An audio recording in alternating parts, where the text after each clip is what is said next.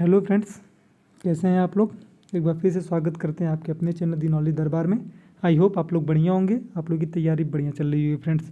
तो जैसा कि आप जानते हैं, आपके ग्रुप डी के एग्ज़ाम के लिए हम लोगों ने करंट अफेयर और साइंस की क्लासेस स्टार्ट कर दी हैं फ्रेंड्स। करंट अफेयर का आप लोग का 2 टॉपिक कंप्लीट हो चुका है उसमें, और साइंस का भी एक प्रैक्टिस सेट आप लोग का कंप्लीट हो चुका है फ्रेंड्स।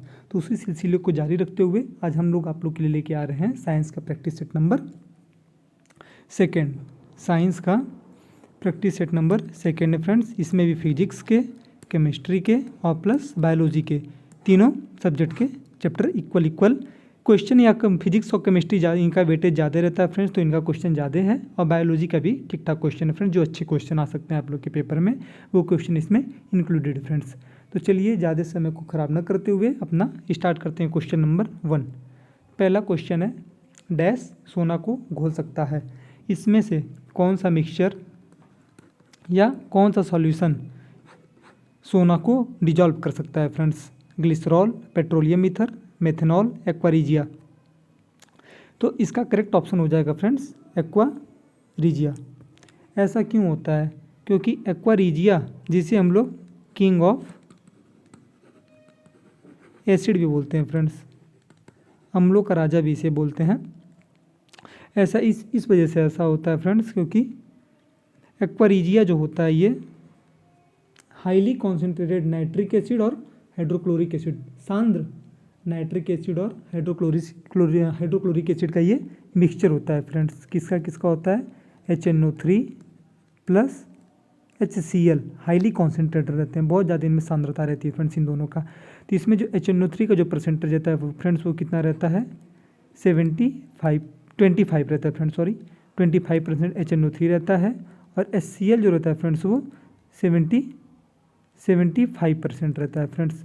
तो अगर एक्वारिजिया में अगर हम लोग HCl और HNO3 का रेशियो देखें फ्रेंड्स, तो 3:1 हो जाता है। या अगर HNO3 पहले रहेगा, HCl बाद में रहेगा, तो कितना हो जाता है? 1:3 हो जाता है फ्रेंड्स। तो ये पॉइंट आप लोग ध्यान में देते हुए चलिएगा। इसी वजह से एक्वारिजिया क्या करता है फ्रेंड्स, सोना को, प्लेटिनम को, पैलेडियम को, सबको ये घोल देता है फ्रेंड्स। किसको? सोना, जिसे हम लोग Au बोलते हैं, पैलेडियम Pd बोलते हैं, प्लेटिनम जिसे हम लोग Pt बोलते हैं फ्रेंड्स, ये सबको डिजॉल्व कर सकता है। तो इतना पॉइंट आप लोग ध्यान रखिएगा फ्रेंड्स। चलिए मूव करते हैं अपने नेक्स्ट क्वेश्चन की तरफ। क्वेश्चन नंबर 2, दिए गए कथनों में से कौन सा या कौन से कथन सही नहीं है फ्रेंड्स? कौन सा या कौन से कथन सही नहीं है फ्रेंड्स?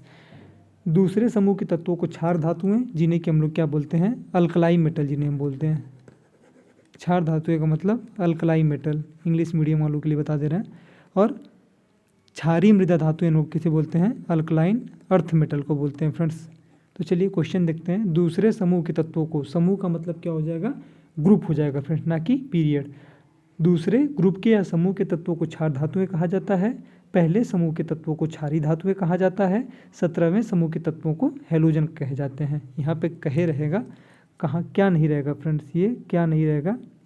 यहाँ पे कहे रहेगा, इसकी जगह कहे रहेगा फ्रेंड्स। तो कौन सा इसमें सही है? सही नहीं है फ्रेंड्स। तो जैसा कि आप लोग जानते हैं, यहाँ पे ऑप्शन नंबर सी केवल यहाँ पे करेक्ट है फ्रेंड्स। तो इसका ऑप्शन हो जाएगा केवल सी। पहला भी गलत है, दूसरा भी गलत है फ्रेंड्स। क्यों गलत है, आइए आप लोग को हम बताते हैं।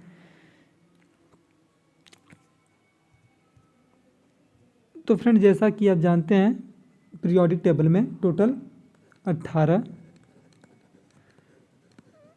ग्रुप होते हैं और 7 पीरियड होते हैं फ्रेंड्स। टोटल जो ऐसे सीधे गए रहते ग्रुप हो जाते हैं फ्रेंड्स, ऐसे जो बन के गए रहते हैं उन्हें हम लोग पीरियड बोल देते हैं फ्रेंड्स। तो 18 ग्रुप में वहाँ पे पहले और दूसरे ग्रुप की बात किया था फ्रेंड्स। तो जो पहला ग्रुप होता है हम लोग का, जिसे हम लोग क्या बोलते हैं? अल्कलाई मेटल बोलते हैं फ्रेंड्स। अल्कलाई मेटल बोलते हैं, या उसी को हम लोग क्या बोल देते हैं फ्रेंड्स? क्षार धातुएं बोल देते हैं। और दूसरा ग्रुप जो होता है उसे हम लोग अल्कलाइन अर्थ मेटल बोलते हैं फ्रेंड्स। ये क्वेश्चन में यही उल्टा दिया हुआ था। पहले ग्रुप को अल्कलाइन अर्थ मेटल बोल दिया है, दूसरे ग्रुप को अल्कलाई मेटल बोल दिया है फ्रेंड्स। अब अल्कलाई मेटल जो पहला ग्रुप होता है, इसमें कौन कौन से मेटल आ जाते हैं फ्रेंड्स? लिथियम आ जाता है, सोडियम आ जाता है, पोटेशियम आ जाता है, रबिडियम आ जाता है, सीजियम आ जाता है और फ्रेंसियम आ जाता है। फ्रेंड्स आप लोग याद रख के चलिएगा, पहला ग्रुप का एलिमेंट पूछ भी देता है तो लिथियम, सोडियम, पोटेशियम, रबिडियम, सीजियम और फ्रेंसियम। और इनके जो वैलेंस इलेक्ट्रॉन इनके कितने हो जाते हैं फ्रेंड्स? 1 हो जाता है इनकी वैलेंसी, क्योंकि लिथियम का आप लोग एटॉमिक नंबर जानते हैं कितना होता है? 3 होता है। तो इलेक्ट्रॉनिक कॉन्फ़िगरेशन करेंगे हम लोग इसका तो 2 और 1 आता है। ऐसे ही आप लोग सोडियम का जानते होंगे, इसका एटॉमिक नंबर 11 होता है फ्रेंड्स। तो इसका इलेक्ट्रॉनिक कॉन्फ़िगरेशन अगर हम लोग करेंगे तो 2, 8 और 1 आ जाएगा। तो इसकी वैलेंसी, पहले ग्रुप की वैलेंसी कितनी होती है फ्रेंड्स? 1 हो जाती है। मतलब इनका इलेक्ट्रॉन देने की जो क्षमता होती है फ्रेंड, उसी को वैलेंसी तो बोला जाता है। तो अल्कलाई मेटल का जो वैलेंसी हो जाता है फ्रेंड्स, वो कितना हो जाता है? 1 हो जाता है फ्रेंड्स। और आइए बात कर लेते हैं अल्कलाइन अर्थ मेटल की बात कर लेते हैं, सेकेंड ग्रुप की बात कर लेते हैं फ्रेंड्स। जो हम लोग सेकेंड ग्रुप की बात कर लेते हैं, सेकेंड ग्रुप को हम लोग क्या बोलते हैं फ्रेंड्स? अल्कलाइन अर्थ मेटल बोलते हैं फ्रेंड्स। तो अल्कलाइन अर्थ मेटल में हम लोग का कौन कौन से इसमें मेटल आ जाते हैं?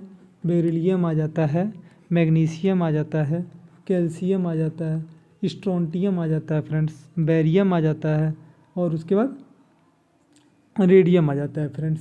Ra जिसका एटॉमिक सिंबल होता है फ्रेंड्स। तो बेरिलियम, मैग्नीशियम, कैल्शियम, स्ट्रोंटियम, उसके बाद बैरियम और रेडियम आ जाता है फ्रेंड्स। ये लोग आप लोग याद रखते हुए चलिएगा। और इसकी जो वैलेंसी हो जाती है फ्रेंड्स, सेकेंड ग्रुप की जो वैलेंसी हो जाती है फ्रेंड्स, वो कितनी हो जाती है? 2 हो जाती है। क्यों? क्योंकि बेरिलियम का आप लोग एटॉमिक नंबर कितना होता है? इसका एटॉमिक नंबर 4 होता है। तो आप लोग इसका इलेक्ट्रॉनिक कॉन्फ़िगरेशन करेंगे तो कितना हो जाएगा? 2 और 2 हो जाएगा। ठीक उसी तरह मैग्नीशियम का कितना होता है फ्रेंड्स? 12 होता है। तो 12 का जो जब आप लोग करेंगे 2, 8, 2, तो इसका वैलेंसी देख रहे हैं फ्रेंड्स, इसके लास्ट सेल में कितने इलेक्ट्रॉन है? 2 इलेक्ट्रॉन है, इसमें कितने? 2 है फ्रेंड्स। तो इसी वजह से जो सेकेंड ग्रुप हो जाता है फ्रेंड्स, उनकी वैलेंसी 2 हो जाती है। तो फ्रेंड्स ऑप्शन में हम लोग का यही गलत था, इसमें उल्टा बोल दिया था फ्रेंड्स। पहले को बोल दी, दूसरे को ना बोलना चाहिए था क्षारीय मृदा धातु है तो इसने बोल दिया क्षार धातुएं। पहले को बोलना चाहिए था क्षार धातु तो इसने बोल दिया क्षारीय मृदा धातुएं फ्रेंड्स। तो चलिए मूव करते हैं अब अपने नेक्स्ट क्वेश्चन, क्वेश्चन नंबर 3 पे। विद्युत बल्ब में आमतौर पर रासायनिक रूप से निष्क्रिय गैस जैसे भरी होती है। मतलब जो हम लोग का इलेक्ट्रॉनिक बल्ब जो होता है, जो हम लोग के घर में जो बल्ब ऐसे रहते हैं फ्रेंड्स, कुछ ऐसे ही आकार का इसका शेप होता है। तो इसके अंदर ये फिलामेंट लगा रहता है फ्रेंड्स, और ये चारों तरफ क्या करता है? ये प्रकाश करता है फ्रेंड्स। तो ऐसा इसके अंदर कौन सी गैस, इसके अंदर ये जो स्पेस रहता है बल्ब के अंदर, इसके अंदर कौन सी गैस भरी रहती है फ्रेंड्स? तो जैसा कि आप लोग जानते हैं इसके अंदर इनर्ट गैस रहता है फ्रेंड्स, इनर्ट गैस, या इसी को हम लोग और क्या बोलते हैं? हैलोजन भी बोलते हैं फ्रेंड्स। मेनली इसके अंदर और आर्गन जो होता है फ्रेंड्स वही भरा जाता है।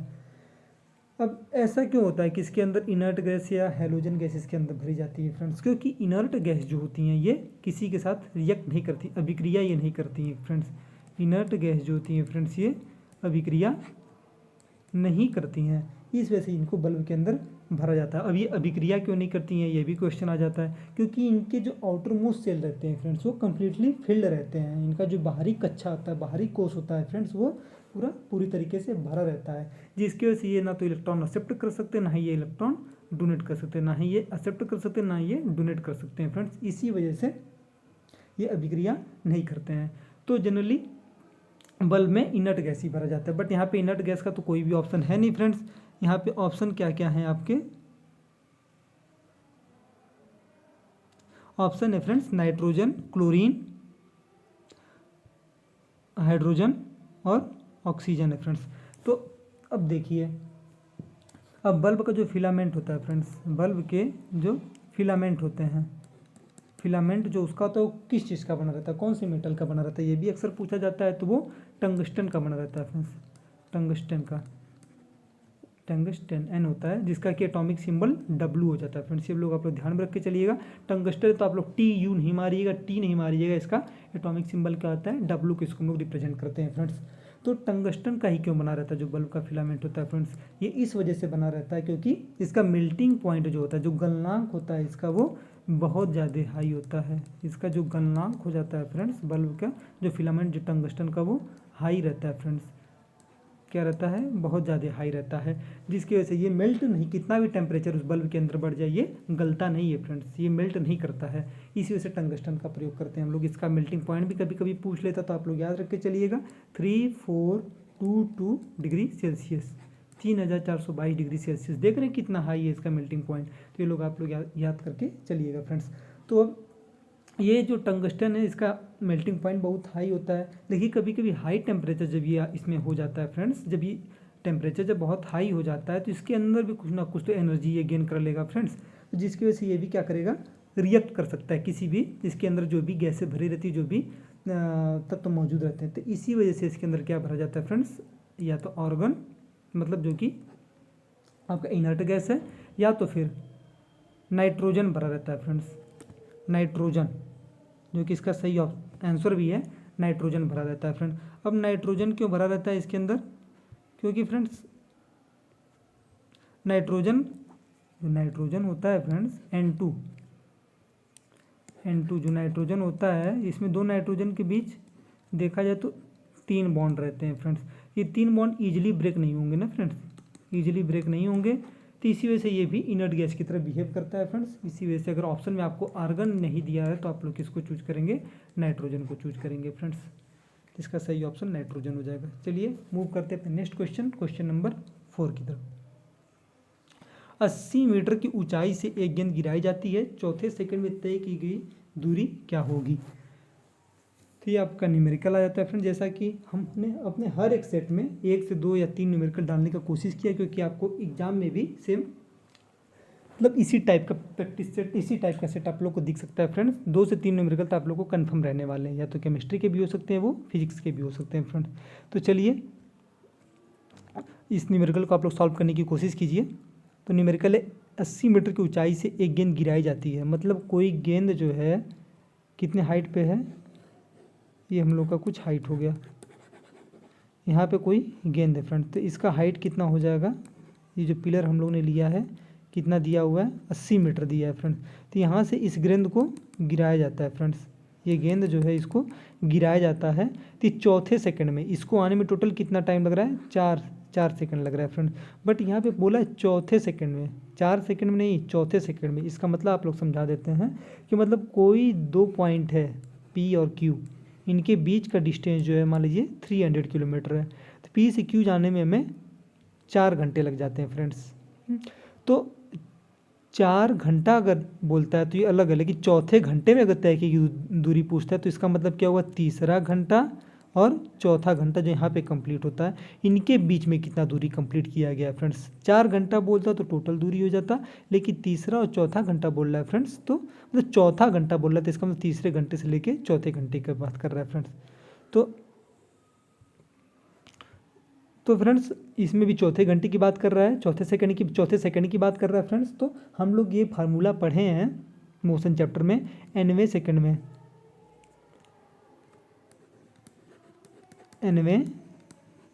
में तय की गई दूरी किसके बराबर होता है, u SN इक्वल टू जो हो जाता है u प्लस a/2 2n-1 हो जाता है फ्रेंड्स। तो ये फार्मूला आप लोग याद रख के चलिएगा। nवें सेकंड में तय की गई दूरी SN equal to u plus a/2 2n-1। SN जो हो जाता है ये डिस्टेंस हो जाता है फ्रेंड्स, u जो हो जाता है इनिशियल वेलोसिटी हो जाता है, a जो हो जाता है आप लोग का त्वरण हो जाता है फ्रेंड्स।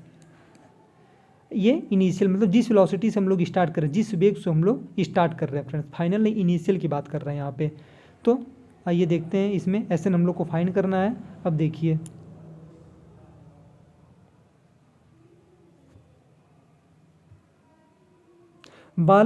कोई बॉल है, ये हम लोग का 80 मीटर का कोई पिलर दे दिया है।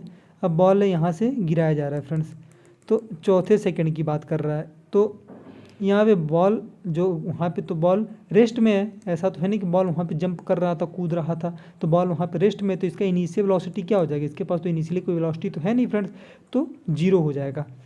तो u का वैल्यू यहाँ पे क्या हो जाएगी 0, और एसिलरेशन, देखिए यहाँ पे जी का वैल्यू क्या दिया हुआ है, त्वरण किसको बोलते हैं, जी को भी तो त्वरण बोलते हैं फ्रेंड्स।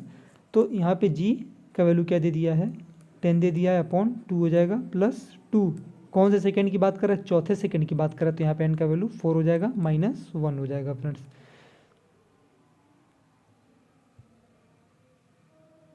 तो देखिए ये हम लोग का S N is equal to था, S N is equal to distance जो हम लोग को फाइंड करना है, तो जीरो तो कुछ नहीं लिखेंगे, 2 से अगर 10 को कट करेंगे फ्रेंड्स तो ये 5 बार जाएगा, 5 प्लस ये 4 2 जा 8 -1 हो जाएगा फ्रेंड्स।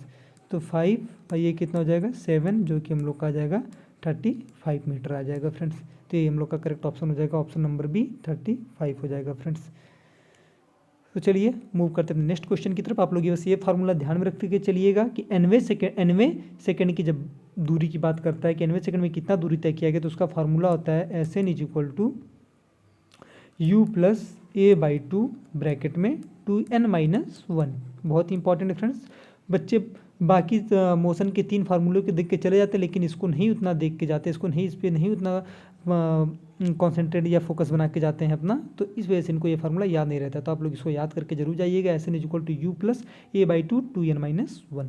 चलिए मूव करते हैं नेक्स्ट क्वेश्चन, क्वेश्चन नंबर 5। हमारा क्वेश्चन है निम्नलिखित में से कौन सा एक समूह से संबंधित नहीं है, नाखून, बाल, मुहासे, पैर का अंगूठा। तो नाखून जो है ये भी हमारे बॉडी का पार्ट है, बाल भी हमारे बॉडी का पार्ट है, पैर का अंगूठा भी हमारे बॉडी का पार्ट है। मुहासे क्या है, मुहासे फ्रेंड्स ये एक डिजीज होता है, एक बीमारी होती है जो देखते हैं चेहरे पे छोटे छोटे दाने हो जाते हैं फ्रेंड्स, तो उन्हीं को मुहासे बोलते हैं। तो ये एक डिजीज हो जाता है, तो ये हम लोग से बॉडी के पार्ट से संबंधित है, बॉडी पे तो होता है बट बॉडी का पार्ट नहीं है फ्रेंड्स ये, तो इसी वजह से ये अलग हो जाता है। आप लोग का यहाँ पे करेक्ट आंसर हो जाएगा, आंसर नंबर सी। चलिए मूव करते हैं नेक्स्ट क्वेश्चन, क्वेश्चन नंबर 6। वह बिंदु जहाँ पर एक वस्तु का संपूर्ण भार इंटायर वेट कार्य करता है उसे कहा जाता है। मतलब कोई एक वस्तु है, तो इसके बस वस्तु है, तो यहाँ पे वस्तु के कहीं ना कहीं इसके एक पॉइंट पे संपूर्ण भार उसका काम करता है इसके सेंटर पे, तो उसी पॉइंट को हम लोग क्या बोलते हैं, घर्षण का केंद्र, जिसे हम लोग centre of friction, centre of mass, द्रव्यमान का केंद्र, या गुरुत्वाकर्षण का केंद्र, सेंटर ऑफ ग्रेविटी, या दाब का केंद्र, सेंटर ऑफ प्रेशर बोलते हैं फ्रेंड्स। तो देखिए आप लोग जानते हो कोई भी बॉडी होता है, ये अगर ऊपर से नीचे आता है फ्रेंड्स, तो इस पर हमेशा एक फोर्स काम करता है जिसे हम लोग करते हैं मास इंटू ग्रेविटी, जिसे और हम लोग क्या बोलते हैं, हमने अपने पहले वीडियो में बताया था, ये किसके इक्वल हो जाता है फ्रेंड्स, बॉडी का जो वेट होता है W is equal to mg के बराबर हो जाता है फ्रेंड्स। ये एक फोर्स होता है, तो वेट क्या आता है, एक फोर्स होता है फ्रेंड्स, जिसका ऐसा यूनिट न्यूटन होता है। तो ये W is equal to mg, यही तो वस्तु का भार हुआ। तो ये जहाँ पे, तो इसी वजह से m इंटू जी इसका फार्मूला होता है, तो इसी वजह से इसको हम लोग क्या कहते हैं, फोर्स ऑफ ग्रेविटी भी बोलते हैं फ्रेंड्स, फोर्स ऑफ ग्रेविटी भी इसको बोल देते हैं। तो इसका सही ऑप्शन हो जाएगा गुरुत्वाकर्षण का केंद्र, ऑप्शन नंबर बी इसका राइट ऑप्शन हो जाएगा फ्रेंड्स, क्योंकि W is equal to M G हम लोग का फार्मूला होता है, जिसे हम लोग फोर्स ऑफ ग्रेविटी बोलते हैं। तो वस्तु ये जो वस्तु था इसके ऊपर तो पूरे जगह मान लो कोई फोर्स काम कर रहा है 9.8 या 10 न्यूटन का, जो भी न्यूटन काम कर रहा है, तो ये इसके संपूर्ण शरीर पे तो काम करेगा, लेकिन किसी एक फिक्स जगह आके ये क्या हो जाते हैं, सेंट्रलाइज हो जाते हैं फ्रेंड्स। तो इसी फोर्स को हम लोग क्या बोलते हैं, इसी बिंदु को हम लोग क्या बोल देते हैं, सेंटर ऑफ ग्रेविटी बोल देते हैं फ्रेंड्स। चलिए मूव करते थे नेक्स्ट क्वेश्चन, क्वेश्चन नंबर 7 की तरफ। क्वेश्चन नंबर 7 है O2 का उपयोग करके, O2 का मतलब आप लोग ये समझिएगा, O2 ऐसे लिखा जाएगा, O2 ऑक्सीजन, ऑक्सीजन का उपयोग करके पाइरूवेट का विभाजन होता है। अब आप लोग ये समझिए पाइरूवेट बनता कहाँ पे है, ये जो प्लांट्स में बनते हैं फ्रेंड्स, पौधे में। आप लोग प्लांट्स के बारे में जानते हो कि ये अपना खाना खुद बना लेते हैं फ्रेंड्स, खुद बना लेते हैं फ्रेंड्स। तो कैसे बना लेते हैं, कौन सी प्रोसेस के द्वारा ये बनाते हैं, तो जो फोटोसिंथेसिस का जो प्रोसेस होता है फ्रेंड्स, फोटोसिंथेसिस का जो प्रोसेस होता है फ्रेंड्स, जिसमें लोग प्रकाश संश्लेषण का जो प्रोसेस होता है, फोटोसिंथेसिस का जो रिएक्शन क्या हो जाता है फ्रेंड्स, हमने आप लोगों को पिछली वीडियो में बताया था, 6CO2 प्लस 6H2O सनलाइट के प्रेजेंस में, क्लोरोफिल के प्रेजेंस में क्या बना देता है, C6H12, वहाँ नहीं लिखा पा रहा फ्रेंड, तो C6H12O6 प्लस यहाँ से ऑक्सीजन इवॉल्व होता है फ्रेंड्स, O2 यहाँ से इवाल्व होता है फ्रेंड। तो जो C6H12O2 इसी हम लोग क्या बोलते हैं फ्रेंड्स, ग्लूकोज बोलते हैं, जो कि पौधों का खाना होता है फ्रेंड्स। तो पौधे अपना खाना खुद बना लेते हैं, कार्बन डाइऑक्साइड और H2O के यहाँ पे H2O रहेगा फ्रेंड्स। तो इसके प्रेजेंस में सनलाइट और क्लोरोफिल के प्रेजेंस में ये अपना खाना खुद बना लेते हैं फ्रेंड। तो यही जो ग्लूकोज होता है फ्रेंड्स, ये जो ग्लूकोज होता है फ्रेंड्स, कौन सा, C6H12O6, ये किस में ब्रेक होता है फ्रेंड्स, यही जाके आप लोग का आगे पाइरूवेट में ब्रेक होता है फ्रेंड्स, पाइरूवेट में ब्रेक हो जाता है ये। इस प्रोसेस को हम लोग क्या बोलते हैं, ग्लूकोज का टूटना किस में, पाइरूवेट में, इस प्रोसेस को हम लोग क्या बोलते हैं, ग्लाइकोलिसिस बोलते हैं फ्रेंड्स। इसी प्रोसेस को बहुत बार पूछा गया, एनटीपीसी के किसी पेपर में ये पूछा गया था कि ग्लूकोज का जो पाइरूवेट का जो प्रोसेस है, ग्लूकोज का जो पाइरूवेट में टूटना होता है, उस प्रोसेस को हम लोग क्या बोलते हैं, उस प्रोसेस को, तो इसी प्रोसेस को हम लोग ग्लाइकोलिसिस बोलते हैं फ्रेंड। ये ग्लाइकोलिसिस का प्रोसेस जो पौधे में होता कहाँ पे है, तो उनके कोशिका द्रव्य में होता है फ्रेंड्स, उनके साइटोप्लाज्म में होता है फ्रेंड्स, जिसे हम लोग कोशिका द्रव्य बोलते हैं फ्रेंड। तो पौधे के कोशिका द्रव्य में ग्लाइकोलिसिस का प्रोसेस होता है फ्रेंड्स। तो फ्रेंड्स ये ग्लूकोज का पाइरूवेट में टूटना, उसे ग्लाइकोलिसिस बोलते हैं। तो अब पाइरूवेट क्या करता है फ्रेंड्स, जो पाइरूवेट, ग्लूकोज के बाद जो पाइरूवेट बन चुका है हम लोग का पाइरूवेट, ये क्या करता है, ऑक्सीजन का यूज करके ये पौधों को क्या करता है, फिर एनर्जी प्रोवाइड करता है, वहाँ से CO2 निकलता है फ्रेंड्स। तो इसी एनर्जी को, ये जो एनर्जी निकला है, तो फिर पौधों को जाके ही एनर्जी मिल जाता है फ्रेंड्स।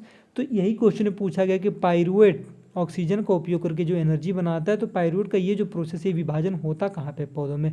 जैसे कि ग्लाइकोलिसिस का प्रोसेस साइटोप्लाज्म कोशिका द्रव्य में हो रहा था, तो वैसे जो पाइरूवेट का जो ऑक्सीडेशन होता है फ्रेंड, जो ऑक्सीजन के प्रयोग करके पौधों को एनर्जी देता है, तो वो कहाँ पर होता है फ्रेंड्स, तो वो माइटोकॉन्ड्रिया में होता है फ्रेंड्स। जो सेल की जो माइटोकॉन्ड्रिया होती हैं, उनमें ये प्रोसेस होता है फ्रेंड्स। तो इसका सही ऑप्शन हो जाएगा ऑप्शन नंबर बी, माइटोकॉन्ड्रिया। चलिए मूव करते हैं नेक्स्ट क्वेश्चन की तरफ। क्वेश्चन नंबर 8, चंद्रमा पर किसी वस्तु का भार पृथ्वी पर इसके भार का कितना गुना होता है फ्रेंड्स। तो ये तो बहुत ईजी क्वेश्चन है, ये तो आप सभी लोग जानते होंगे, 1/6 हो जाता है फ्रेंड। क्योंकि W = क्या होता है, हमने आपको अभी तुरंत बताया 1-2 क्वेश्चन में पहले, W = M/G होता है। M क्या होता है हमेशा फ्रेंड्स, ये कांस्टेंट होता है, कभी नहीं चेंज होता है। वेट और M, वेट जगह जगह पे बदलता रहता है, M हमेशा कांस्टेंट होता है।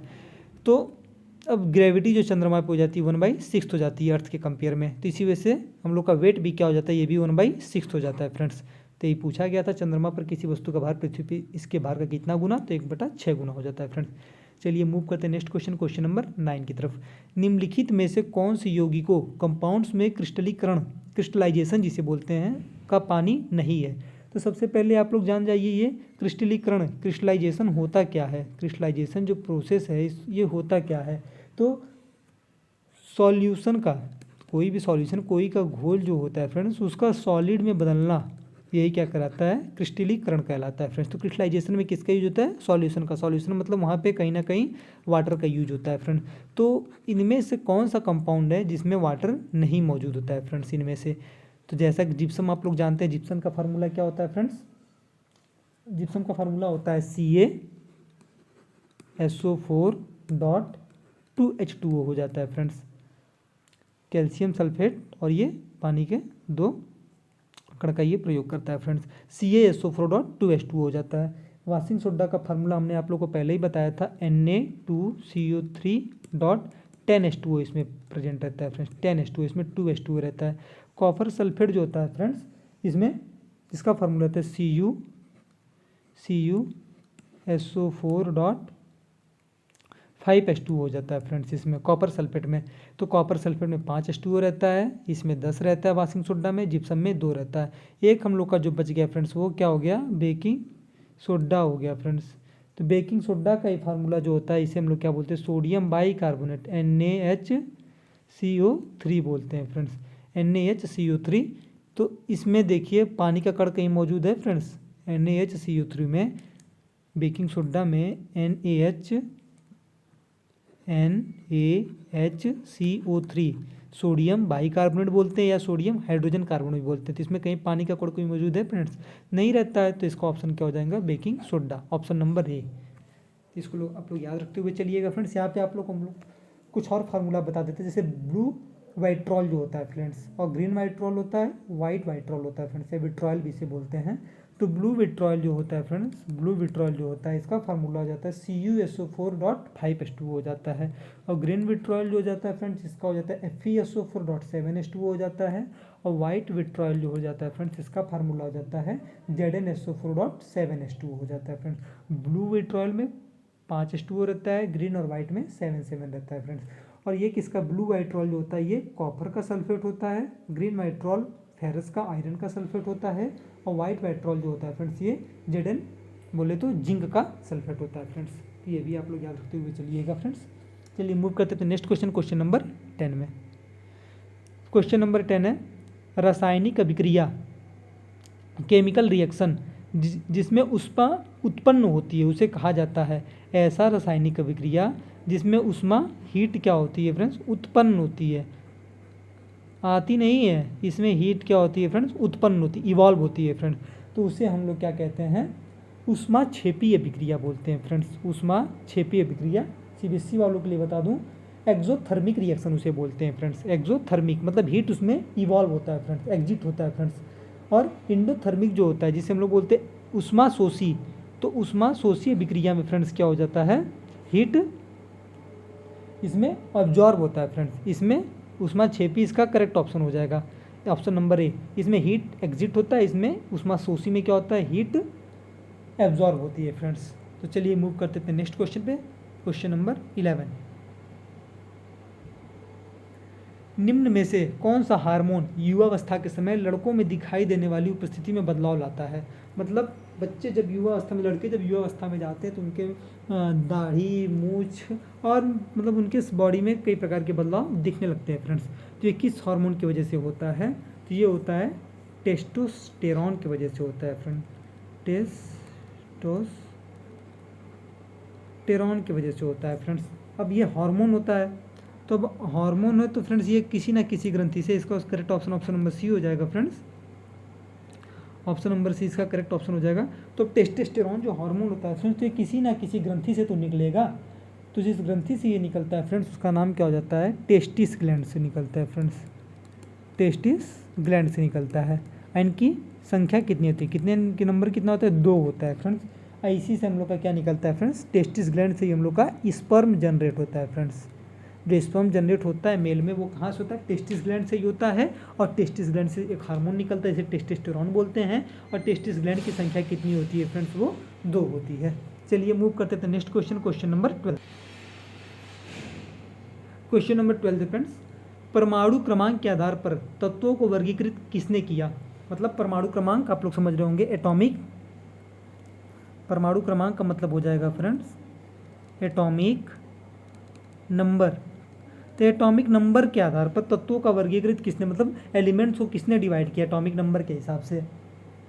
तो जो डॉवेर्नियर हो गए, न्यूलैंड हो गया और मेंडली हो गए फ्रेंड्स, ये लोग किसका एटॉमिक मास का इन लोगों ने प्रयोग किया था। बट मोजले ने क्या किया था फ्रेंड्स, एटॉमिक नंबर के आधार पर एलिमेंट को इन्होंने वर्गीकृत किया था, डिवाइड किया था फ्रेंड्स। तो इसका सही ऑप्शन हो जाएगा ऑप्शन नंबर बी, मोजले हो जाएगा फ्रेंड्स। चलिए मूव करते थे नेक्स्ट क्वेश्चन, क्वेश्चन नंबर 13 पे फ्रेंड्स।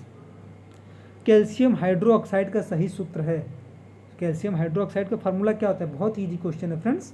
ये ऐसा भी क्वेश्चन देखिए ग्रुप डी में आता है फ्रेंड्स, बहुत सारे क्वेश्चन में डायरेक्ट आप लोग को जिप्सम का फार्मूला, प्लास्टर ऑफ पेरिस का फार्मूला, कैल्शियम हाइड्रोक्साइड का फार्मूला, कॉपर सल्फेट का फार्मूला ऐसे पूछ लेते हैं फ्रेंड्स। तो आप लोग फार्मूला जरूर देख के जाइएगा केमिस्ट्री में फ्रेंड्स। तो कैल्शियम हाइड्रोक्साइड का जो फार्मूला हो जाता है ये हो जाता है CaOH का ट्वाइस, CaOH का ट्वाइस हो जाता है फ्रेंड्स। ये कैसे बनता है आप लोग जानते हैं, CaO प्लस H2O का जो रिएक्शन होता है, CaO को हम लोग क्या बोलते हैं फ्रेंड्स, इसी को तो लाइम बोलते हैं, चूना, चूना किसे बोलते हैं फ्रेंड्स, तो CaO को बोलते हैं, कैल्शियम ऑक्साइड को बोलते हैं। तो ये जब इसमें जब पानी मिला दिया जाता है तो ये किसका फॉर्मेशन कर देता है फ्रेंड, CaOH के ट्वाइस का, जिसे हम लोग क्या बोलते हैं, चूने का पानी बोलते हैं फ्रेंड्स, चूने का पानी बोलते हैं फ्रेंड्स। तो ये पूछा गया कैल्शियम हाइड्रोक्साइड, तो इसका रिएक्शन भी हो जाता है CaO + H2O CaOH का ट्वाइस बना देता है फ्रेंड्स। तो कैल्शियम हाइड्रोक्साइड का सही फार्मूला हो जाएगा CaOH का ट्वाइस। चलिए मूव करते हैं नेक्स्ट क्वेश्चन, क्वेश्चन नंबर 14 में। श्रवणीय रेंज, ऑडिबल रेंज से नीचे आकृतियों के साथ ध्वनि तरंगों को कहा जाता है। ऑडिबल रेंज आप लोग जानते हैं, ये ऑडिबल रेंज किसे बोला जाता है? 20 हर्ट्ज फ्रीक्वेंसी का ऐसा यूनिट क्या होता है? 20 हर्ट्ज जो होता है HERTZ, यही फ्रीक्वेंसी का ऐसा यूनिट होता है। तो 20 हर्ट्ज टू 20,000 हर्ट्ज, यही एक ह्यूमन बीइंग के लिए ऑडिबल रेंज होता है फ्रेंड्स। ऑडिबल रेंज जिसे हम लोग श्रवणीय रेंज बोलते हैं फ्रेंड, तो यही होता है 20 हर्ट्ज टू 20,000 हर्ट्ज होता है फ्रेंड्स। तो जो 20 हर्ट्ज होता है फ्रेंड्स, इससे नीचे की बात किया है, तो 20 हर्ट्ज से नीचे की जो साउंड होती है फ्रेंड्स, उन्हें हम लोग क्या बोलते हैं? इंफ्रासोनिक साउंड बोलते हैं फ्रेंड्स। तो इसका सही ऑप्शन हो जाएगा ऑप्शन नंबर डी। अब आप लोग हमें ये बताइए 20,000 हर्ट्ज, 20,000 हर्ट्ज या इसी को लोग 20 किलो हर्ट्ज भी बोलते हैं फ्रेंड्स। इससे ऊपर के साउंड को हम लोग क्या बोलते हैं? इससे ऊपर को साउंड को हम लोग क्या बोलते हैं फ्रेंड्स? तो हम बता देते हैं आप लोग को, इससे ऊपर के ध्वनि को हम लोग बोलते हैं फ्रेंड्स अल्ट्रासोनिक साउंड बोलते हैं, अल्ट्रासोनिक। इससे 20 हर्ट्ज से नीचे को बोलते हैं इंफ्रासोनिक, 20,000 हर्ट्ज से ऊपर को बोलते हैं फ्रेंड्स अल्ट्रासोनिक। अब देखिए जो 20 हर्ट्ज से कम ध्वनि वाली जो साउंड होती है फ्रेंड्स, उनको कौन कौन सुन सकता है? कौन से जानवर ऐसे होते हैं जो 20 हर्ट्ज से नीचे के साउंड को सुन सकते हैं फ्रेंड्स? तो वो होते हैं फ्रेंड्स हाथी, एलिफेंट होता है, एलिफेंट हो जाता है, वेल हो जाता है, पीकॉक हो जाता है। ये सब 20 हर्ट्ज से नीचे के साउंड को सुन सकते हैं फ्रेंड्स, एलिफेंट, वेल और पीकॉक। चलिए मूव करते हैं नेक्स्ट क्वेश्चन, क्वेश्चन नंबर 15 पे। देखिए आप लोग का फिर से न्यूमेरिकल आ गया फ्रेंड्स। आप लोग न्यूमेरिकल जरूर प्रैक्टिस करके जाइएगा। 4 से 5 या 3 क्वेश्चन तो मिनिमम आप लोग को न्यूमेरिकल से देखने को मिलेंगे फ्रेंड्स, क्योंकि पिछली बार 3 क्वेश्चन हर सेट में आया हुआ था फ्रेंड्स। तो चलिए क्वेश्चन नंबर 15 है हम लोग का। एक 40 kg वाली लड़की, एक लड़की है जिसका वेट कितना है, मास कितना है, 40 kg, इस 4 सेकंड में 5 मीटर ऊंचाई वाली सीढ़ियों पर तेज़ी से चढ़ जाती है। उसके द्वारा विकसित शक्ति क्या होगी फ्रेंड्स? तो शक्ति आप लोग जानते होंगे फ्रेंड्स, पावर जिसे हम लोग बोलते हैं, पावर।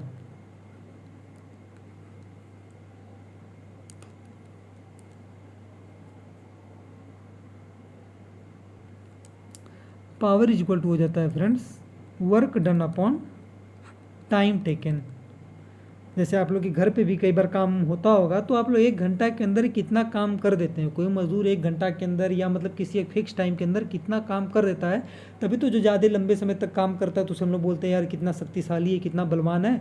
तो वही पावर आप लोग ऐसे याद कर लीजिए कि मतलब किसी एक यूनिट टाइम में कोई कितना वर्क डन कर देता है फ्रेंड्स, उसी को हम लोग पावर बोलते हैं।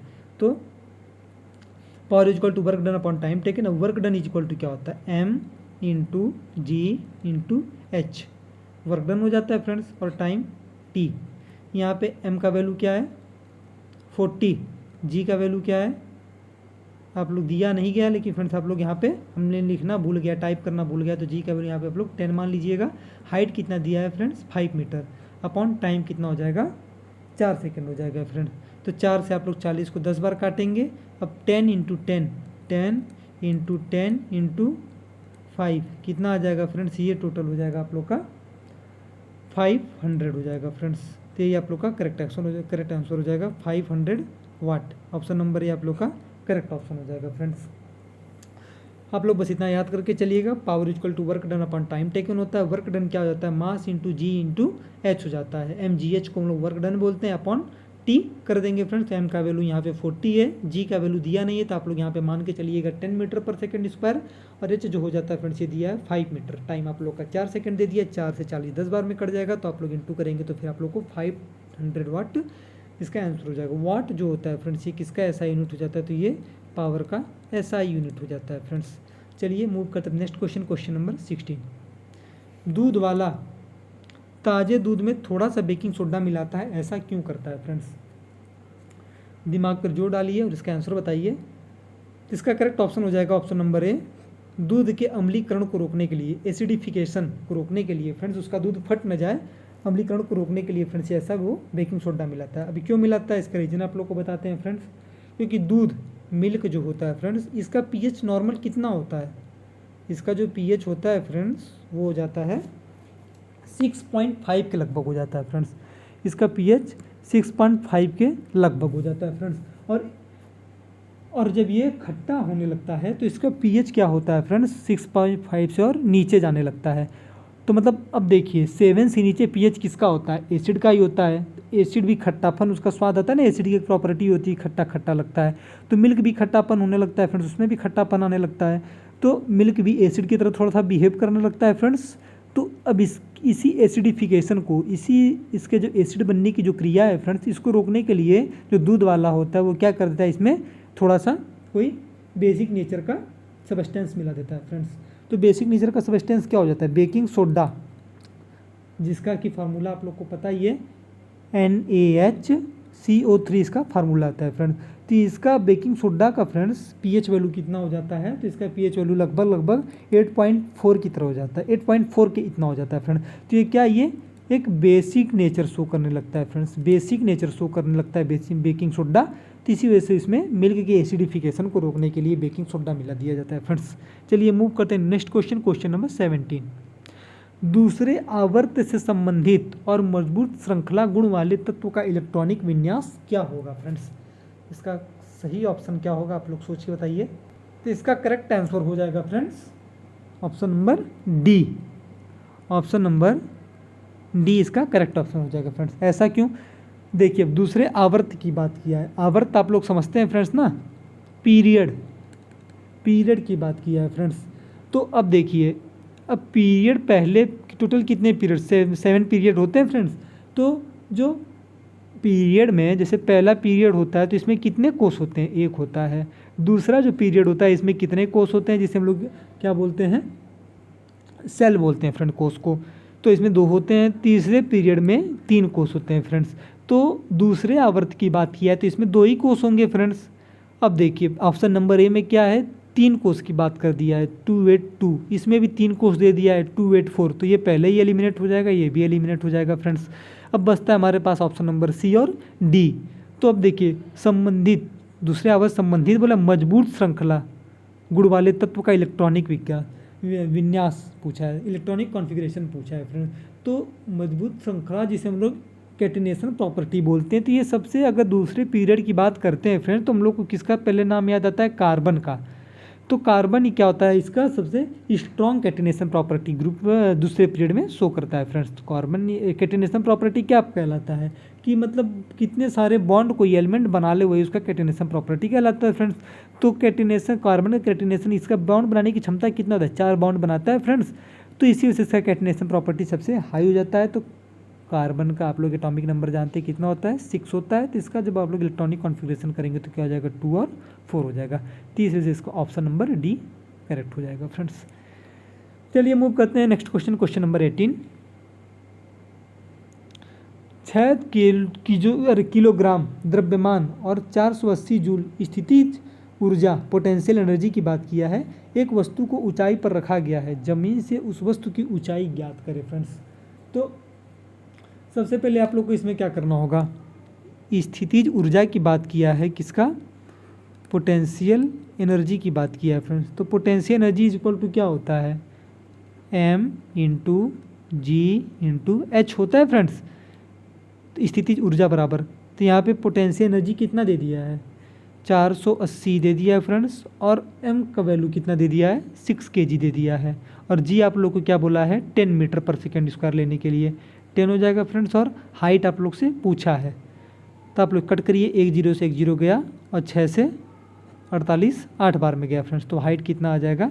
8 मीटर आ जाएगा फ्रेंड्स। इसका करेक्ट ऑप्शन हो जाएगा ऑप्शन नंबर डी।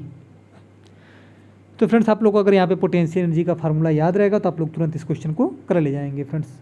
अब आप लोग जानते हैं 480 जूल दिया। कई फ्रेंड्स कभी कभी पहचान नहीं पाते कि ये 480 जूल दे क्या दिया है। कई विद्यार्थी ऐसे थोड़ा कमज़ोर होते हैं, तो मतलब थोड़ा न्यूमेरिकल को देख के जो डर जाते हैं, तो इनके लिए हम बता दें फ्रेंड्स, जब जूल दे दिया तो आप लोग समझ जाइए हम लोग का एनर्जी का वैल्यू दे दिया है, और केजी दे दिया है तो एम का वैल्यू दे दिया है, मीटर पर सेकेंड स्क्वायर जो दे दिया है तो ये जी का वैल्यू दे दिया। तो आप लोग यहाँ से एच फाइंड कर लीजिएगा।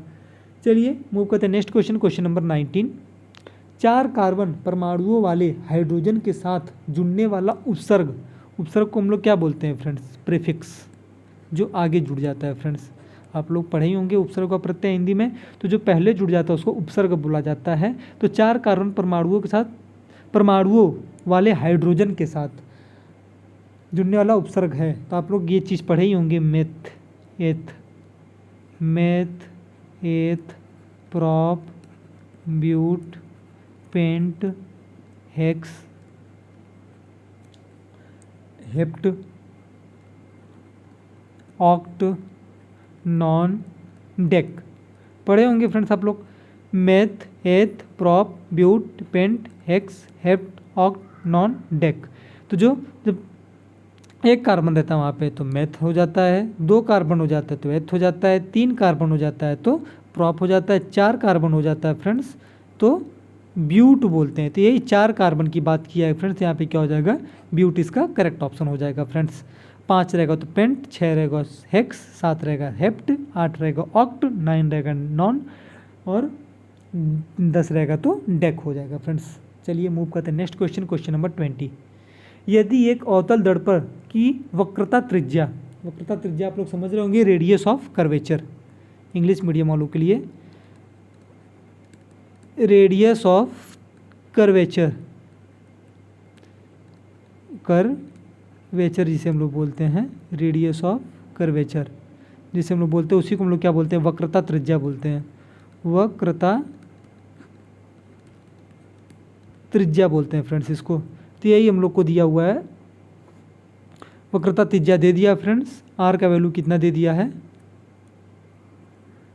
आर का वैल्यू दे दिया है फ्रेंड्स 6.2 सेंटीमीटर। हम लोग से पूछा क्या? फोकल लेंथ, फोकल लंबाई पूछा है फ्रेंड्स। तो एफ इज इक्वल टू क्या होता है? Focal length is equal to क्या होता है? R/2, इसको कैपिटल आर से डिनोट करते हैं फ्रेंड्स। तो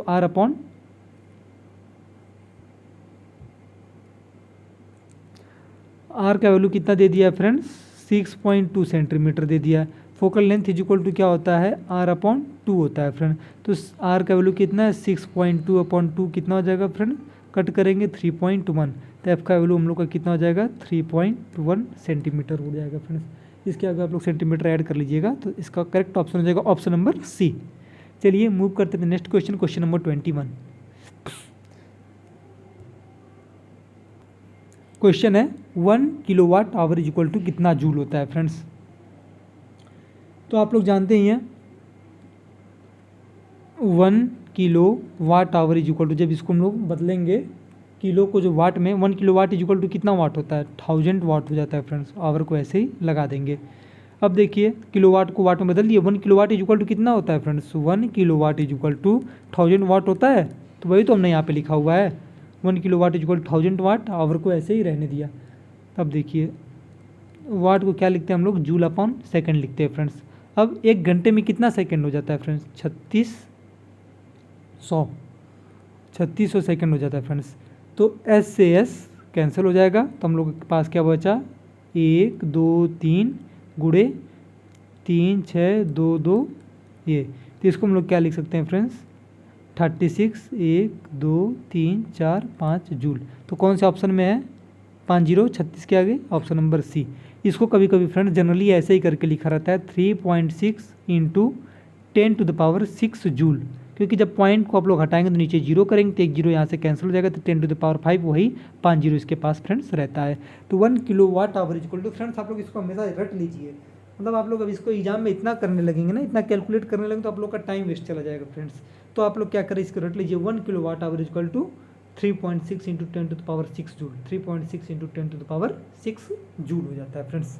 चलिए मूव करते हैं नेक्स्ट क्वेश्चन, क्वेश्चन नंबर 22, जो कि बहुत इंटरेस्टिंग क्वेश्चन है। तो फ्रेंड्स क्वेश्चन है, बादल डैश के कारण सफ़ेद रंग के दिखाई देते हैं। अब क्या रीज़न होता है इसके पीछे फ्रेंड्स? जो बादल हम लोग का सफ़ेद रंग का दिखाई देता है, सूर्योदय और सूर्यास्त के समय सूर्य और उसके आसपास के जो क्षेत्र होते हैं, एरिया होते हैं फ्रेंड्स, वो भी लाल रंग के दिखाई देने लगते हैं। आसमान हमें नीला रंग का दिखाई देने लगता है। तो इन सब के पीछे एक ही रीज़न होता है फ्रेंड्स, जिसे हम लोग बोलते हैं स्कैटरिंग ऑफ लाइट। हम लोग क्या बोल देते हैं फ्रेंड्स? इसको स्कैटरिंग ऑफ लाइट्स बोल देते हैं फ्रेंड्स। प्रकाश के प्रकीर्णन की वजह से उसका प्रकाश क्या हो जाता है? स्कैटर हो जाता है फ्रेंड्स, प्रकीर्ण हो जाता है। इसी वजह से हम लोग को बादल का रंग सफ़ेद, सूर्यास्त और सूर्योदय के समय सूर्य जो है लाल रंग का, और आसमान जो है हम लोग का नीले रंग का दिखाई देता है स्कैटरिंग ऑफ लाइट की वजह से फ्रेंड्स। तो इसका रीज़न हम आप लोग को लास्ट में समझा देंगे फ्रेंड्स, ऐसा क्यों होता है। चलिए मूव करते थे next question, question number 23। Sclerenchyma कोशिकाओं की भित्ति, स्क्लेरेनकाइमा कोशिकाओं की भित्ति किसके कारण मोटी होती है फ्रेंड्स। तो आप लोग जानते हैं, आप लोगों ने बायोलॉजी में हमने आपसे इससे पहले ही जब आप स्ट्रेटजी वीडियो जब आप लोग के लिए लाया था, तभी हमने आपसे बता दिया था कि आप जब भी बायोलॉजी पढ़ें तो सबसे पहले आप प्लांट पढ़ लें, क्योंकि प्लांट बहुत ही ईजी चैप्टर होता है। उसमें आपको प्लांट का किंगडम पढ़ लेना है, प्लांट के टिश्यू पढ़ लेने हैं और प्लांट के कुछ हार्मोन पढ़ लेने हैं फ्रेंड्स। इससे ज़्यादा आप लोग का उस क्वेश्चन बाहर नहीं जाता है प्लांट से, खासकर ग्रुप डी के एग्जाम में। तो देखिए प्लांट से उसके टिश्यू से रिलेटेड क्वेश्चन आ गया, तो हम लोग बता देते हैं कि प्लांट्स में जो एक होता है ना फ्रेंड्स, सिंपल परमानेंट टिश्यू जिसे हम लोग बोलते हैं, सिंपल परमानेंट टिश्यू,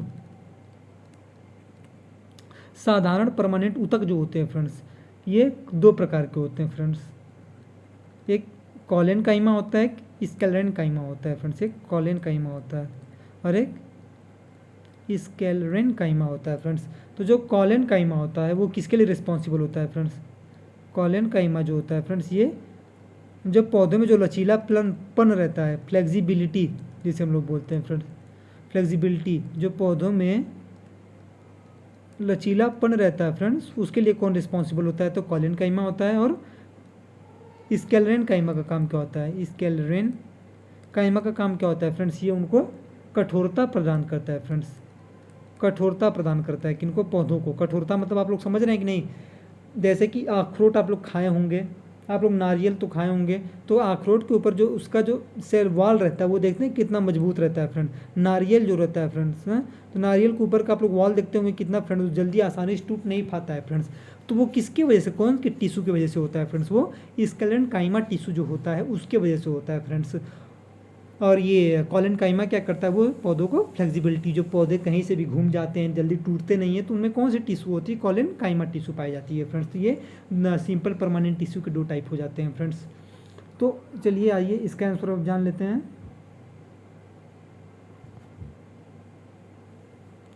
तो इसका आंसर हो जाएगा स्क्लेरेनकाइमा कोशिकाओं की भित्ति किसके कारण मोटी होती है फ्रेंड्स, ये लिग्निन एक पदार्थ होता है फ्रेंड, इसी के कारण ये इसकी वाल जो है वो मोटी हो जाती है फ्रेंड्स, स्क्लेरेनकाइमा की। इंपॉर्टेंट क्वेश्चन है, आप लोग इसको याद कर लीजिएगा। मूव करते हैं नेक्स्ट क्वेश्चन, क्वेश्चन नंबर 24। ऊर्जा की व्यावसायिक इकाई, ये बहुत इंटरेस्टिंग क्वेश्चन है फ्रेंड्स। आप लोग सबसे पहले तुमको बताइए ऊर्जा जिसे हम लोग एनर्जी बोलते हैं फ्रेंड्स, इसका एसआई यूनिट क्या होता है। एसआई यूनिट इसका हो जाता है फ्रेंड्स जूल, जिसे हम लोग रिप्रेजेंट करते हैं कैपिटल जे से। तो इसका व्यावसायिक यूनिट की बात किया है फ्रेंड्स, कॉमर्शियल यूनिट। तो कॉमर्शियल यूनिट का यूज कहाँ पे होता है, जहाँ पे भी इंडस्ट्री होते हैं फ्रेंड्स, इंडस्ट्रियल एरिया जो होता है वहाँ पे तो ये इसके व्यावसायिक ऊर्जा की बात होगी, तो इसका व्यावसायिक ऊर्जा हो जाता है फ्रेंड्स किलोवाट आवर हो जाता है फ्रेंड्स। और एसआई यूनिट की बात करेगा तो वो जूल हो जाता है फ्रेंड्स। अब देखिए इसकी किलोवाट आवर और जूल में क्या संबंध होते हैं फ्रेंड्स, उनके बीच में क्या रिलेशन होते हैं। तभी हमने आप लोग एक दो क्वेश्चन पहले ही कराया हुआ था। 1 kilowatt hour is equal to, देखिए फ्रेंड्स हमें जैसे याद है वैसे आप लोग भी फिर उसको रट के जाइएगा। 1 kilowatt hour is equal to क्या होता है, 3.6 × 10⁻6 जूल हो जाता है फ्रेंड्स। तो आप लोग इसको याद कर लीजिएगा, यही किलोवाट आवर और आवर के जूल के बीच में रिलेशन होता है फ्रेंड्स। कॉमर्शियल यूनिट और एसआई यूनिट के बीच में रिलेशन हो जाता है। 3.6 × 10⁻6 जूल किसके बराबर, 1 किलोवाट आवर के बराबर हो जाता है फ्रेंड्स। चलिए मूव करते हैं नेक्स्ट क्वेश्चन, क्वेश्चन नंबर 25। किसी वस्तु को एक निश्चित ऊंचाई से भूमि पर गिराया जाता है, जब यह भूमि को छूती है तो इसमें होगी। देखिए फ्रेंड्स कोई एक वस्तु है, ये कोई वस्तु हो गया, ये किसी हाइट पे है फ्रेंड्स, किसी हाइट एच पे ये रखा हुआ है, ये हम लोग का क्या हो गया, अर्थ हो गया फ्रेंड्स। तो जब ये वस्तु धीमे धीमे धीमे धीमे जब ये आ जाता है, नीचे आता है फ्रेंड्स, तो ये भूमि को छूती है तो इसमें कौन सी एनर्जी होती है फ्रेंड्स? तो आप जानते हैं जब भी कोई वस्तु, सबसे पहले आप पोटेंशियल एनर्जी, स्थितिज ऊर्जा और गतिक ऊर्जा के बीच का अंतर जान लीजिए। स्थितिज ऊर्जा, जब भी कोई वस्तु कोई हाइट उसके पास रहता है तो फ्रेंड्स उसमें स्थितिज ऊर्जा रहती है, और जब भी उसके पास कोई वेग रहता है, थोड़ा वेलोसिटी रहता है फ्रेंड्स, तो उसमें हम लोग क्या बोलते हैं? गतिक ऊर्जा बोलते हैं फ्रेंड्स। तो देखिए यहाँ पे ये क्या रेस्ट में है, u इक्वल टू क्या हो जाएगा? यहाँ पे 0 हो जाएगा फ्रेंड्स। ये रेस्ट में और हाइट पे है तो यहाँ पे इसके पास क्या हो जाएगा फ्रेंड्स? पोटेंशियल एनर्जी हो जाएगा, जिसे हम लोग बोलते हैं स्थितिज ऊर्जा बोलते हैं। इसको आप लोग देख लीजिएगा फ्रेंड्स, हिंदी में स्थितिज ऊर्जा बोलते हैं फ्रेंड्स। और जब इसके पास, यहाँ पे इसके पास क्या रहेगा? पोटेंशियल एनर्जी, क्योंकि ये किसी हाइट पे है फ्रेंड्स। तो जैसे ये नीचे आएगा फ्रेंड्स तो ये क्या करेगा? इसका पोटेंशियल एनर्जी किस में बदलता चला जाता है फ्रेंड्स? क्योंकि इसके पास वेलोसिटी आ जाता है फ्रेंड्स, तो इसका पोटेंशियल एनर्जी किस में बदलता चला जाता है? गतिक ऊर्जा में। तो इसका सही ऑप्शन हो जाएगा option number C, kinetic energy. तो ये जब धरती पे आ जाता है फ्रेंड्स तो यहाँ पे इसके पास तो इसका पोटेंशियल एनर्जी पूरी तरीके से किस में बदल जाता है फ्रेंड्स? वो काइनेटिक एनर्जी में बदल जाता है फ्रेंड्स। तो ये क्वेश्चन में पूछा गया था, तो इसका option number C right answer हो जाएगा। तो पोटेंशियल एनर्जी कन्वर्ट हो गया काइनेटिक एनर्जी में, तो धरती पे आने के बाद इसमें कौन सी एनर्जी हो जाएगी फ्रेंड्स? काइनेटिक एनर्जी हो जाएगी। तो फ्रेंड्स ये रहा हम लोग का आज का लास्ट क्वेश्चन। अब हम लोग कल मिलते हैं आपसे करंट अफेयर के नेक्स्ट टॉपिक के साथ और साइंस के नेक्स्ट प्रैक्टिस के साथ क्वेश्चन। तो धन्यवाद दोस्तों, चैनल को आप लोग ज़रूर लाइक करिए, सब्सक्राइब करिए और शेयर भी करिए फ्रेंड्स, ताकि आप लोग भी हम लोग का थोड़ा सा हेल्प करिए, जिसकी वजह से हम लोग भी आपका लगातार सहयोग करते रहे फ्रेंड्स। धन्यवाद। और आप लोग का पेट का भी क्लासेस चल रहा है फ्रेंड्स, जिसमें कि आपके सर ज्योग्राफी के एक क्लास ले चुके हैं, दूसरी क्लास आज या कल में ला देंगे, और मैथ का पिछले साल का क्वेश्चन सॉल्व करा रहे हैं फ्रेंड्स, तो आप लोग उसे ज़रूर अटेंड करिए उस क्लास को। धन्यवाद फ्रेंड्स। चलिए अब आप लोग को जो लास्ट वाला जो स्कैटरिंग ऑफ लाइट, प्रकीर्णन, प्रकाश का प्रकीर्णन जो हम लोग का टॉपिक था उसको समझा देते हैं friends. Scattering of light, scattering of light, जो प्रकीर्णन होता है फ्रेंड्स प्रकाश का, तो उसे क्या, ये मतलब इसकी मतलब जो सूर्य, जो हम लोग को सूर्योदय के समय, सूर्यास्त के समय और आकाश ये लाल दिखाई देता है, रेड दिखाई देता है, आसमान जो है फ्रेंड्स ये ब्लू दिखाई देता है, और बादल जो होते हैं फ्रेंड्स ये कैसे दिखाई देते हैं? वाइट दिखाई देते हैं। तो क्वेश्चन में ये बादल पूछा था, तो आपसे ये तीनों कभी ना, हमेशा ये तीनों घुमा फिरा के पूछता रहता है फ्रेंड्स। तो ये ऐसा क्यों होता है फ्रेंड्स? तो आपको हम बताते हैं, इस वजह से होता है। देखिए वाइट लाइट, जो प्रकाश होता है, जो लाइट होता है, उसका कलर कैसा होता है फ्रेंड्स? वाइट ही तो होता है। जो किन लाइटों का मिक्सचर रहता है फ्रेंड्स? टोटल 7 लाइट का होता है, जिसे हम लोग विबग्योर बोलते हैं। Vibgyor, violet, indigo, blue, green, yellow, orange और रेड बोलते हैं फ्रेंड्स।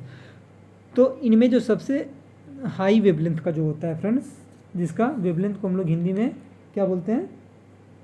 तरंग दैर्घ्य बोलते हैं फ्रेंड्स। तो सबसे हाई किसका होता है? रेड लाइट का होता है। इसका वेवलेंथ सबसे हाई होता है फ्रेंड्स, वेवलेंथ सबसे हाई होता है। और सबसे लो किसका होता है? वायलेट का होता है फ्रेंड्स। फिर उसके बाद इससे हाई इसका, फिर इसका, फिर इसका, फिर इसका, फिर इसका, सबसे लास्ट में रेड आता है, तो इसका वेवलेंथ सबसे हाई हो जाता है फ्रेंड्स। तो अब जो सूर्य है फ्रेंड्स, सूर्य जो हो गया, तो ये फ्रेंड्स जब इस मॉर्निंग के टाइम में इसके बीच का डिस्टेंस और हम लोग के बीच का डिस्टेंस क्या होता है फ्रेंड्स? बहुत ज़्यादा हो जाता है। तो यहाँ से जो वाइट लाइट जो निकल के आती है फ्रेंड्स हम लोग के पास, तो अब देखिए इसमें 7 लाइट तो रहती हैं, विबग्योर जिसे हम लोग बोलते हैं। तो इसकी हमारे और सूर्य के बीच में जो एटमॉस्फेयर में जो पार्टिकल जो प्रेजेंट्स रहते हैं फ्रेंड्स, तो जितने भी पार्टिकल्स प्रेजेंट रहते हैं फ्रेंड्स, तो उन पार्टिकल से ये जो वाइट लाइट होती हैं, इनमें से violet, indigo, blue, green, yellow और ऑरेंज क्या होती हैं? उन पार्टिकल से टकरा के वापस चली जाती हैं फ्रेंड्स, क्योंकि इनका वेवलेंथ बहुत कम होता है, इस वजह से वो पार्टिकल से टकराती हैं और वो वहाँ से वापस चली जाती हैं। लेकिन रेड लाइट जो होता है फ्रेंड्स, वो पार्टिकल से बिना टकराते हुए, मतलब टकराता भी है तो इसका वेवलेंथ इतना ज़्यादा होता है कि फ्रेंड्स उसे कोई असर नहीं पड़ता है। तो इसका इस वजह से ये रेड लाइट जो है हम लोग के आँख के पास तक पहुँच आती है फ्रेंड्स। तो इसी वजह से सुबह के समय जो है हम लोग को सूर्य जो है रेड दिखाई देता है फ्रेंड्स, और दोपहर के समय ये सूर्य हम लोग के ठीक यही सूर्य जो है फ्रेंड्स हम लोग के ठीक सर के ऊपर होता है। तो देखिए अब डिस्टेंस कितना कम हो गया फ्रेंड्स। तो इसी वजह से वाइट लाइट को जो सारों के साथ जो सातों लाइट होती हैं फ्रेंड्स, वो सभी हम लोग के पास पहुंच जाती हैं, क्योंकि एटमॉस्फेयर में पार्टिकल और सूर्य के बीच का जो डिस्टेंस हो जाता है फ्रेंड्स हम लोग से बहुत कम हो जाता है फ्रेंड्स।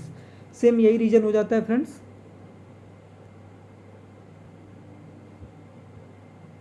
जब हम वाइट लाइट, जब हम बादल को देखते हैं और आसमान को देखते हैं फ्रेंड्स। जब हम लोग बादल को जब भी देखते हैं फ्रेंड्स, तो बादल क्या होता है हम लोग से डिस्टेंस थोड़ा कम होता है फ्रेंड्स, और आसमान क्या होता है हम लोग से ज़्यादा डिस्टेंस पे हो जाता है फ्रेंड्स। ये बादल हो जाते हैं, ये आसमान हो जाते हैं भैया। तो बादल से जो लाइट निकल के, मतलब जो हम लोग के पास सूर्य से जो लाइट निकल के आती है, तो वाइट लाइट ही होती है, 7 लाइट उसमें रहते हैं फ्रेंड्स। तो डिस्टेंस कम होने की वजह से जो सारी की सारी लाइट जो है पार्टिकल से टकरा के वापस तो जाती रहती, लेकिन पार्टिकल हम लोग के बीच का डिस्टेंस कम है, तो इसकी वजह से पार्टिकल ही बहुत कम अमाउंट में, लेस अमाउंट में रहते हैं फ्रेंड्स। तो इस वजह से हमें वो पूरी वाइट लाइट पूरे हमारे आँख तक पहुँच आती है फ्रेंड्स। इस वजह से हमें बादल सफ़ेद दिखाई देते हैं और आसमान नीला दिखाई देता है फ्रेंड्स, क्योंकि जो ब्लू लाइट होती है, जो विबग्योर में VIBG, तो ये जो ब्लू लाइट होती है फ्रेंड्स, ये क्या करता है कि पार्टिकल से टकरा के चारों तरफ फैल जाता है फ्रेंड्स, पूरे आसमान में चारों तरफ फैल जाता है फ्रेंड्स। और वही ब्लू लाइट हम लोग की आँख तक पहुँचती है फ्रेंड्स, जिस वजह से हमें आसमान ब्लू दिखाई देता है फ्रेंड्स। ये रहा आज का कॉन्सेप्ट। तो धन्यवाद दोस्तों, बस आप लोग वीडियो को लाइक, शेयर और सब्सक्राइब करिएगा, थोड़ा हम लोग का सहयोग करिए फ्रेंड्स, जिससे कि हम लोग आपका और मदद कर सके फ्रेंड्स। धन्यवाद फ्रेंड्स।